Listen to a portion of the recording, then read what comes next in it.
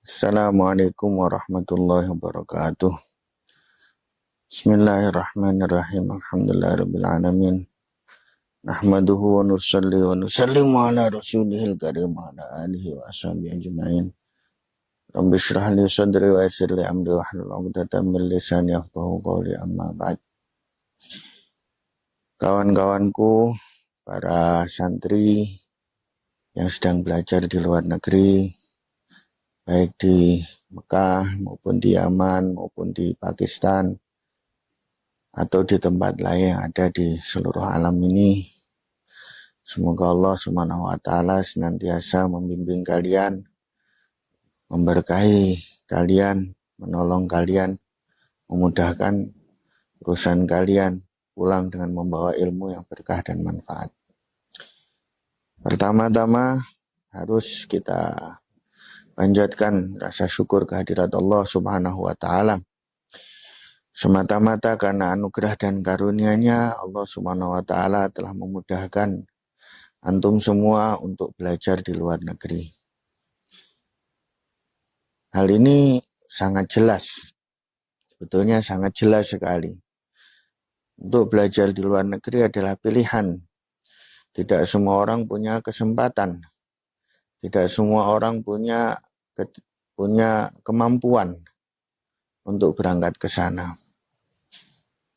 Sebetulnya kalau saya sebutkan nama-nama orang yang punya, orang yang hebat, yang hebatnya saya yakin antum pun minder.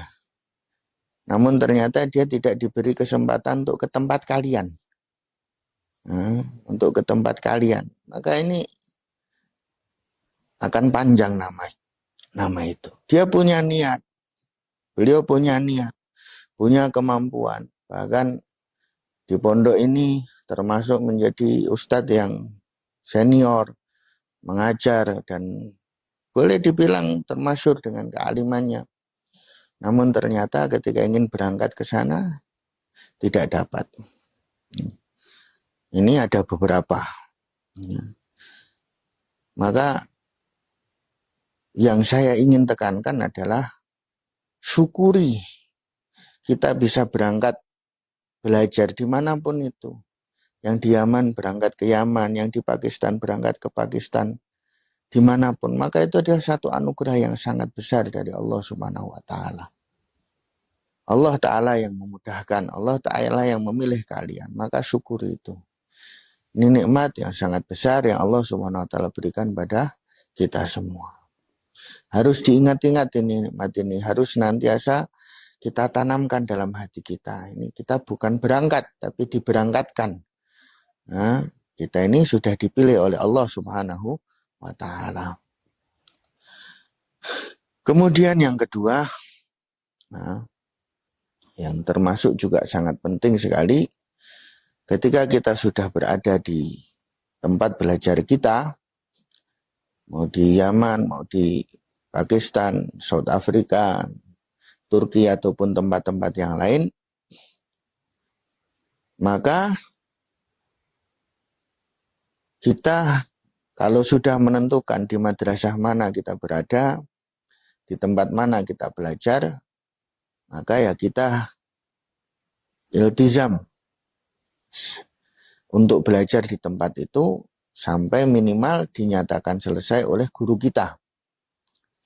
Ini juga kadang-kadang merupakan satu godaan bagi yang mondok di luar negeri.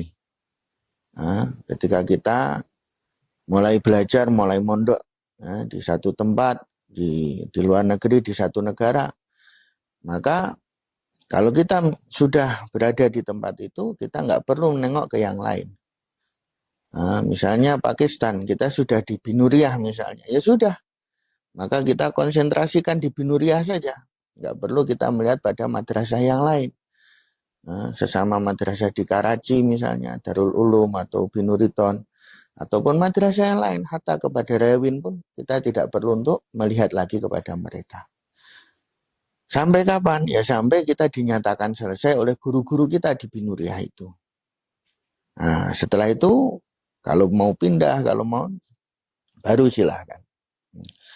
Anak yang diaman misalnya, antum misalnya sudah menentukan pilihan di Ahqaf, ya sudah iltizam saja dengan Ahqaf.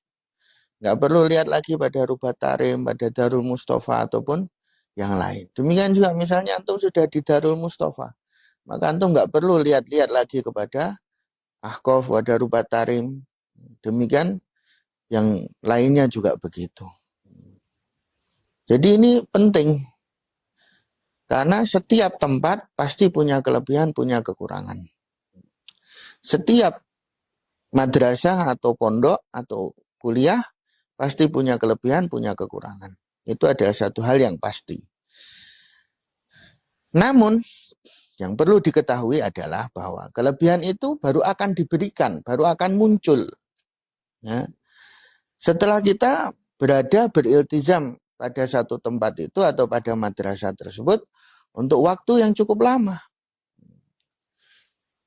Jadi ketika kita mudah tersilau dengan sistem atau dengan kelebihan-kelebihan yang dimiliki oleh yang lain, maka ini hanya akan menjadikan kita orang yang suka berpindah-pindah. Padahal kita masih sebentar, masih waktu yang sebentar. Maka ini tidak akan muncul kelebihannya. Waktu yang sebentar ini kita baru hanya akan mendapatkan kekurangan-kekurangannya. Ya, kekurangan-kekurangannya. Antum boleh lihatlah, misalnya di pondok kita. Ya, di pondok kita. Ketika seorang santri baru datang ke pondok, maka yang datang pertama apa? Yang muncul pertama apa? Apakah langsung bisa baca kitab? Apakah langsung paham ilmu nahwu shoroh? Tidak. Kemampuan untuk baca kitab, kemampuan untuk bisa paham ilmu nahwu, ilmu shoroh, dan lain sebagainya itu munculnya nanti, belakangan. Sesudah mondok 3, 4, 5 tahun, bahkan kadang beberapa tahun, bertahun-tahun pun belum datang, belum sampai, belum muncul.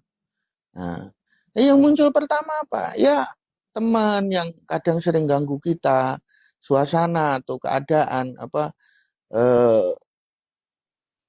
suasana yang mungkin belum cocok di hati kita, ya kan? Kemudian kadang ada bully dari teman-teman kita, kemudian ya gudikan, gatel, dan lain, itu yang muncul pertama. Itu malah cepat itu. Kadang belum sebulan, belum 2 bulan kita sudah ngerasakan. Tapi nanti mutiara-mutiara itu baru akan diberikan, bukan cuma harus nunggu setahun, 2 tahun. Tapi harus nunggu kadang 4, 5 tahun. Ini kalau dari pondok kita. Karena kita dari awal, dari dasar sekali. Nah ini antum juga perhatikan. Kelebihan dari masing-masing madrasah itu tidak akan muncul dalam 1, 2, 3 bulan. Tidak. Tapi antum harus bertahun-tahun dulu di situ. Cuma karena kamu di sana sudah tidak belajar dasar, maka lebih cepat gitu. Tapi intinya adalah begitu kita sudah memutuskan, maka kita iltizam dengan keputusan itu. Jangan beralih dari situ sebelum kita dinyatakan selesai oleh guru kita. Nah, guru kita sudah menyatakan selesai, meridhoi, baru silahkan mau. Untuk pindah ke madrasah yang lain misalnya, untuk cari ilmu yang lebih, atau cari pengalaman, atau apapun. Kalau tidak, antum senengnya pindah, 3 bulan pindah, 3 bulan pindah, 2 bulan, 3 bulan, hatam. Walaupun misalnya setengah tahun, bahkan hatam misalnya 1 tahun. Jadi 4 tahun misalnya antum mondok. Kamu habiskan di satu madrasah 4 tahun, atau di 4 madrasah 1 tahun 1 tahun. Bagus mana? Maka jawabannya ya secara umum bagus 4 tahun di satu pondok. Secara umum. Memang ada orang-orang tertentu ya, yang punya kehebatan tertentu, maka dia bisa mendapatkan lebih banyak daripada yang iltizam dengan satu pondok. Tapi ini sangat jarang satu. Yang poin yang kedua, syarat mutlak adalah harus dia dinyatakan selesai, diridhoi kepindahannya oleh gurunya. Ini yang paling penting. Kalau enggak akan dapat. Kembali ke masalah tadi. Nah, jadi berpindah-pindah itu nanti antum hanya akan dapat pengalaman. pengalaman. Bisa cerita, oh saya udah pernah mondok di sini, di sini. Kalau di sini ngajarnya gini, kalau di sini ngajarnya gini. Iya, tapi apa namanya, ilmu ya yang sesungguhnya tidak akan kamu dapatkan. Saya, ya, Al-Fakir ini kalau suruh cerita bisa. Pondok di Pakistan, pondok di Yaman, pondok di Mesir. Pondok. Saya kalau untuk cerita bisa. Saya pengalaman, saya pernah di Yaman 1 bulan, di Mesir 1 bulan kurang lebih, di Pakistan malah keluar 1 tahun dulu saya di sana. Nah, kalau cerita bisa, tapi ilmu hakikinya ahli Pakistan ya enggak. Ilmu hakikinya ahli Yaman ya enggak. Walaupun saya juga lumayan dapat banyak. Nah, dari adalah beberapa masyaikh saya sempat dengarkan ya. Mungkin belum bisa dikatakan suhbah. Saya dengarkan darisnya, saya dapat ifadah darinya. Nah, dan terutama karena ya saya sudah lumayan punya isi sebelum ke sana. Jadi walaupun sedikit bisa saya olah jadi banyak. Nah, ini untuk nyontoni sampean ya, bukan untuk bangga-banggaan ya. Tahadus binikmatillah dan sampean iso nyonto.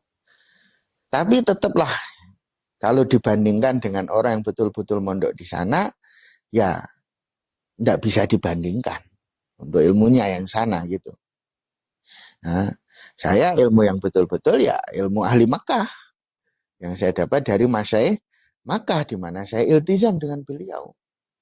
Bahkan ada masyaikh yang saya tidak iltizam ya enggak gitu. Ada masyaikh Makkah walaupun kami sama-sama tinggal di Mekah, sering ketemu, sering interaksi.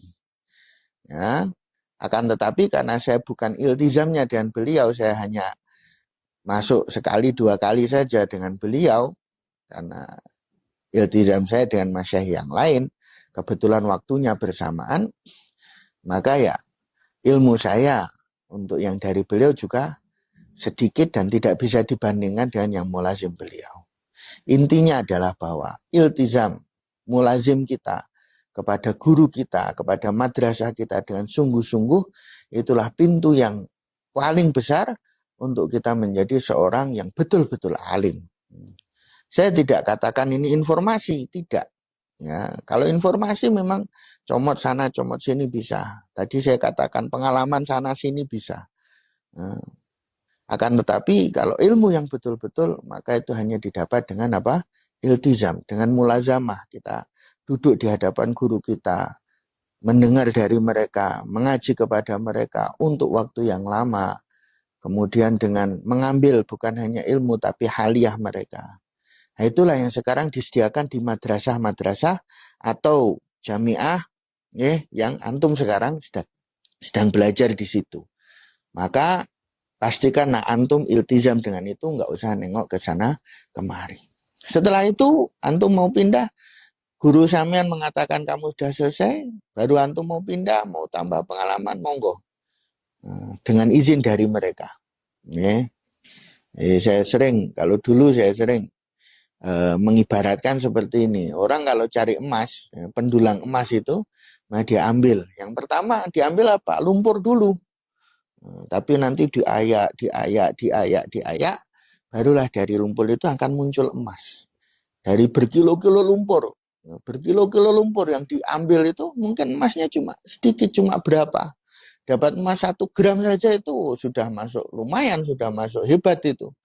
Nah, kalau kata pendulang emas itu, kalau orang dapat 1 gram dalam 1 hari sudah bisa dikatakan hoki. Padahal dalam 1 hari dia bisa mendulang berapa kilo lumpur, berapa puluh kilo lumpur. Nah itu, kita ini pertama yang dikeruk lumpur dulu. Tapi setelah melalui proses tarbiyah di dalam pondok, tarbiyah di dalam madrasah, di dalam jamiah yang dilakukan oleh guru-guru kita, maka barulah nanti akan muncul emasnya. Nah jangan sampai kita baru dapat lumpur sudah pindah, baru dapat lumpur sudah pindah. Ini, maka kita jadi pengoleksi lumpur, bukan jadi pengoleksi emas. Nih. Kemudian kawan-kawanku yang muliakan Allah SWT, yang ketiga, bahwa kita di luar negeri ini belajar